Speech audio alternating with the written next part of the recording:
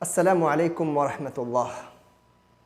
हज़रत ग्रामी, एक इंसान होने के नाते हमारा आपसी तालमेल दूसरों के साथ, अपने बीवी के साथ, अपने बच्चों के साथ, अपने दोस्तों के साथ, अपने अकारिब के साथ, अपने रिलेटिव के साथ ख़राब हो जाते हैं, गलतियां हो जाती हैं।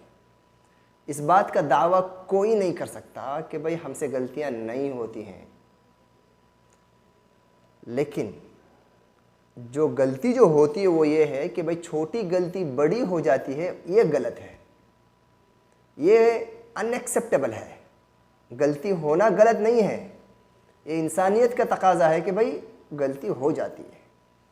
लेकिन क्या हमने उस गलती को बड़ा किया? हमने उस छोटे से सुराख को बड़ा कर दिया? ये हमारा सवाल है।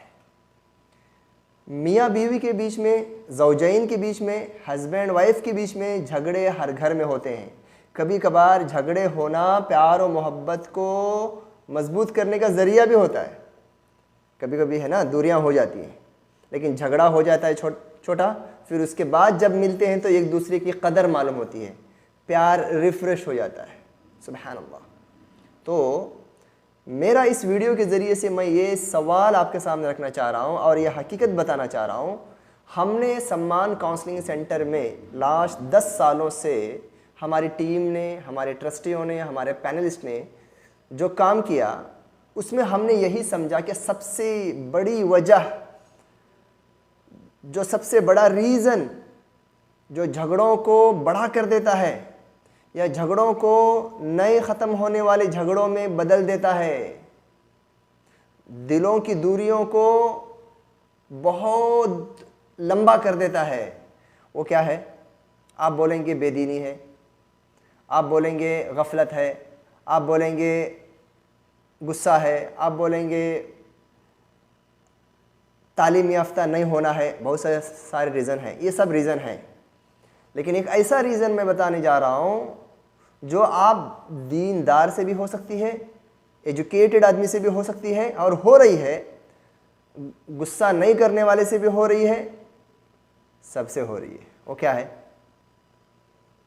हमारे पास अगर कोई पूछे 10 साल के तजुर्बे के बाद सबसे बड़ा रीज़न जो तुम्हारे पास आने वाले झगड़ों का क्या है, हम सबसे ऊपर जो प्रायोरिटाइज जिसको करते हैं वो ये है कि भाई झगड़ा और इख्तिलाफ और डिस्प्यूट होने के बाद उसको ख़त्म करने के लिए जो अप्रोच जो होता है ना, अप्रोच जो तरीक़ेकार होता है, जो स्ट्रैटेजी होती है, उसमें गलती होती है तो वो छोटा सा ज़ख़म कैंसर बन जाता है। छोटा सा इख्तिलाफ बड़ी लड़ाई और बड़ी दूरियों में बदल जाता है। क्यों?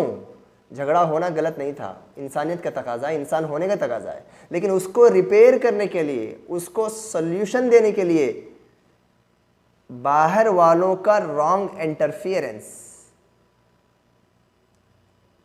थर्ड पार्टी का रॉन्ग इंटरफियरेंस, थर्ड पार्टी का नेगेटिव इंटरफियरेंस, मे भी वो थर्ड पार्टी बाप भी हो सकता है, माँ भी हो सकती है, भाई भी हो सकता है, और ये भी बात बताऊं मैं, वो मुखलिस भी हो सकता है, वो सिंसियर भी है। वो ऐसा नहीं कि वो सिंसियर नहीं है।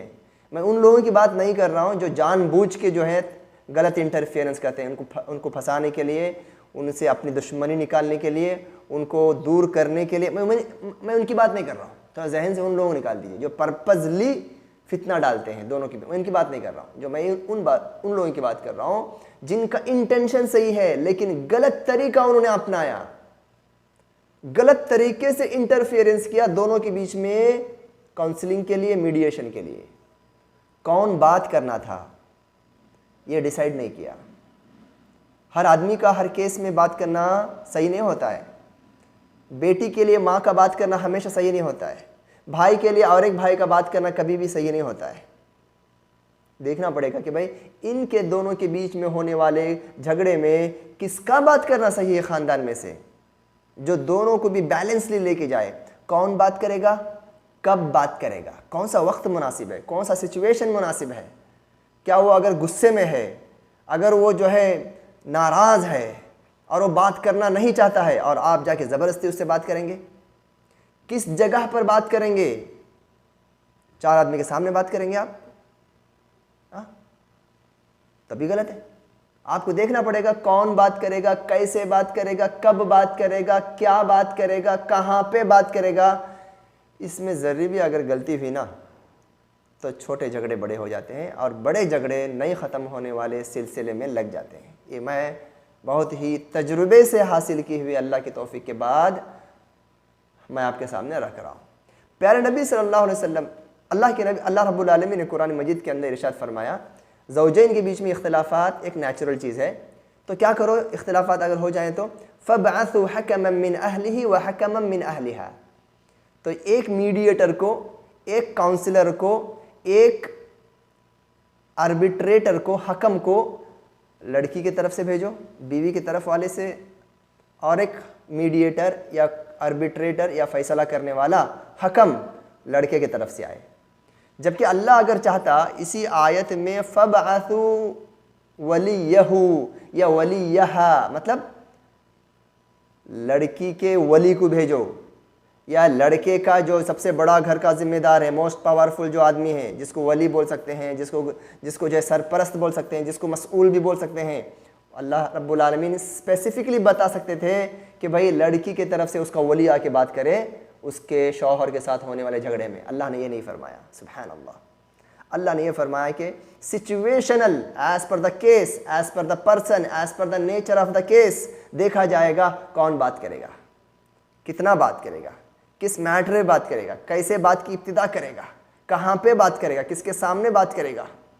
ये मैं क्या कह रहा हूँ कि थर्ड पार्टी का नेगेटिव का मतलब ये नहीं कि उसकी नीयत ख़राब है, मैं नीयत अच्छी रहने वालों की बात कर रहा हूँ। मैं डिस्ट्रैक्टिव नीयत नहीं, नीयत उसकी अच्छी है लेकिन अप्रोच डिस्ट्रैक्टिव है, अप्रोच नेगेटिव है, गलत है।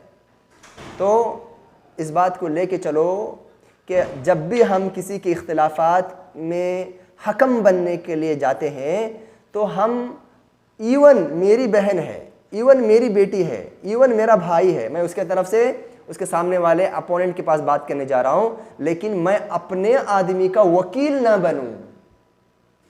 मुझे मालूम है कि सामने वाला गलत खोर है, लेकिन फिर भी मैं वकील वाला रोल अदा ना करूं बल्कि हकम वाला। अगर सामने वाला जालिम है या मजलूम है, मैं उसको भी सपोर्ट करूं, जालिम को भी सपोर्ट करूं, मजलूम को भी सपोर्ट करूं। समझे मेरी बात को? वरना क्या होगा, मैं अगर उस आदमी की तरफदारी करूंगा जो मजलूम है, जो परेशान है, जिसके ऊपर सामने वाला, मैं अगर उसकी तरफदारी अगर करूंगा तो सामने वाले को मैं इस्लाह नहीं कर सकूंगा, सामने वाले को मैं मैसेज कन्वे नहीं कर सकूंगा, मैं मीडिएटर नहीं बन सकूंगा, वो मुझसे भिपर जाएगा, दूर हो जाएगा, वो मुझे उसका वकील समझेगा।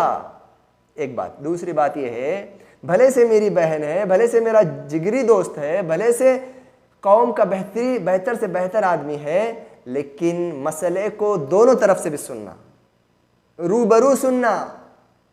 वो नहीं कि जो ज़्यादा बात कर रहा है वो सही है, वो नहीं कि जो है मेरा रिश्तेदार है इसलिए सही है, वो नहीं कि मेरा दोस्त है तो इसलिए सही है। ना ना ना ना ना ना, दोनों से सुनना ज़रूरी है।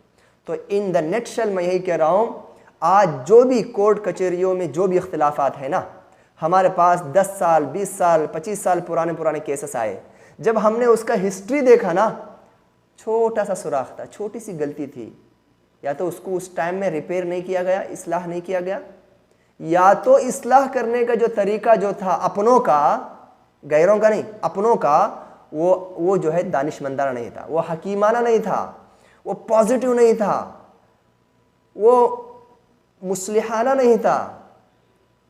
हर बड़े से बड़े केस के हिस्ट्री को उठा के देखो, छोटा सा वाकया, छोटी सी बात, छोटा सा अप्रोच, छोटा सा शक, छोटा सा शुबह, उसको हाथ पैराते चले गए, उसकी जड़ें मजबूत होती चली गई। क्यों? आसपास के लोगों ने हकीमाना अंदाज से, वाइजली और क्लेवरली उसमें मीडिएशन नहीं किया। बस अल्लाह से दुआ है कि अल्लाह रब्बुल आलमीन हर घर में, हर घर के हर फर्द को ये अक्ल दे। मस्जिद वालों के पास जाने की ज़रूरत ही नहीं है, आपके घर का मसला आपके घर में हल हो जाए, आपके ख़ानदान के अफराद में हल हो जाए। जमात वालों के पास भी अगर जाए तो यही स्ट्रैटेजी, हर नहीं कि भाई जमात का सेक्रेटरी है तो बात करेगा, नहीं, कभी कभी सेक्रेटरी का बात करना भी सही नहीं होता, क्यों, वो उसका जो है रिश्तेदार है, या वो जो है उसको सामने वाला उसको दुश्मन समझता है, तो सेक्रेटरी पीछे हट जाए या सदर पीछे हट जाए, तो अपने में से किसी एम्बेसडर को भेजे कि भाई आप जाके बात करो, क्योंकि मैं अगर बात करूँ तो मसला ख़राब हो जाएगा। सुभान अल्लाह, सुभान अल्लाह। अल्लाह से दुआ है कि अल्लाह रब्बुल आलमीन हमें जो है प्यार, मोहब्बत, अंडरस्टैंडिंग और अक्लमंदी अता फ़रमाए, ताकि हम इस दुनिया के अंदर जब तक जिएँ सुकून और इत्मीनान से जिएँ, और इसी हालत में जो हमारी मौत हो। व आखिरु दाअवाना अल्हम्दुलिल्लाहि रब्बिल आलमीन।